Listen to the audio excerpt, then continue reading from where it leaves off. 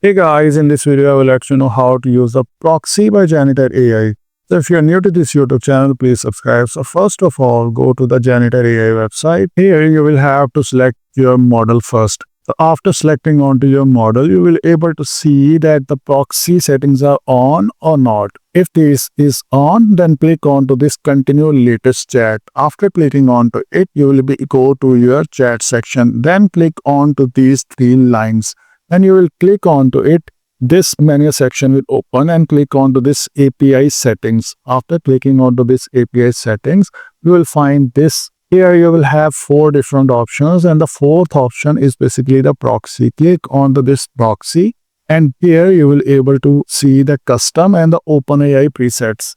When you will click onto this OpenAI presets, you will able to see the select model. Then click onto this select model and you will be able to see all the different models of ChatGPT or the OpenAI. Then click onto your desired model if you want to select.